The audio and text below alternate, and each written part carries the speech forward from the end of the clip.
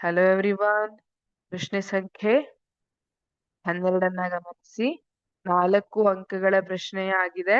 ಅದರಲ್ಲಿ ಎ, ಒಂದು ವಸ್ತುವನ್ನು 20 ಸೆಂಟಿಮೀಟರ್ ಸಂಗಮ ದೂರವಿರುವ ಪೀನ ಮಸೂರದ ಅಕ್ಷದ ಮೇಲೆ ಲಂಬವಾಗಿ ಇರಿಸಲಾಗಿದೆ. ಪ್ರತಿಬಿಂಬದ ಸ್ಥಾನವು 60 ಸೆಂಟಿಮೀಟರ್ ಆಗಲು ವಸ್ತುವನ್ನು ಮಸೂರದಿಂದ ಎಷ್ಟು ದೂರದಲ್ಲಿ ಇರಿಸಬೇಕು? ಮೊದಲು ಏನೇನು ಕೊಟ್ಟಿದ್ದಾರೆ ಅಂತ ಬರ್ಕೊಳ್ಳುವ. ಒಂದು ವಸ್ತುವನ್ನು 20 ಸೆಂಟಿಮೀಟರ್ ಸಂಗಮ ದೂರ ಇರುವ ಪೀನ ಮಸೂರದ ಪ್ರಧಾನಾಕ್ಷದ ಮೇಲೆ ಅಂತ ಹೇಳಿದ್ದಾರೆ. ಅಂದ್ರೆ ಸಂಗಮ ದೂರ 20 ಸೆಂಟಿಮೀಟರ್. ಇದು ಪೀನ ಮಸೂರ ಆಗಿರೋದ್ರಿಂದ ಸೈನ್ ಕೂಡ ಪಾಸಿಟಿವೇ ಇರುತ್ತೆ. ಹಾಗಾಗಿ 20 ಸೆಂಟಿಮೀಟರ್ ಅಷ್ಟೇ ಬರ್ಕೊಳ್ಳುವ.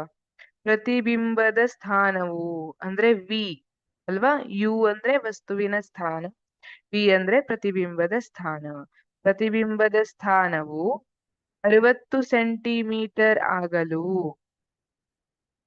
60 ಸೆಂಟಿಮೀಟರ್ ಆಗಲು ವಸ್ತುವನ್ನು ಮಸೂರದಿಂದ ಎಷ್ಟು ದೂರದಲ್ಲಿ ಇರಿಸಬೇಕು?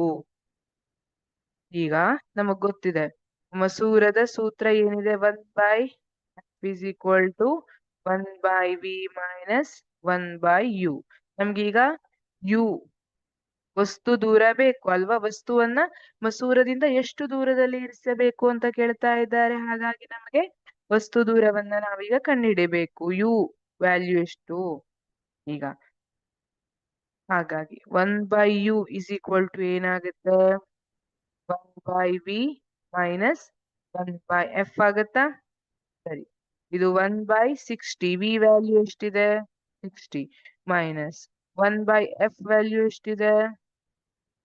20. ಈಗ 90 1 ಮೈನಸ್ 23 60. ಹಾಗಾಗಿ -2/60 ಆಯ್ತು. 2 2 30 ಇದು 1/u = -1/30 ಆಯ್ತು. ಹಾಗಾಗಿ u = ಎಷ್ಟಾಯ್ತು? -30 ಸೆಂಟಿಮೀಟರ್. ಇದನ್ನ ಉಲ್ಟಾ ಬರೆದ್ರೆ ಆಯ್ತು ಯು ಅಂತ ಫೈಂಡ್ ಔಟ್ ಮಾಡುವಾಗ.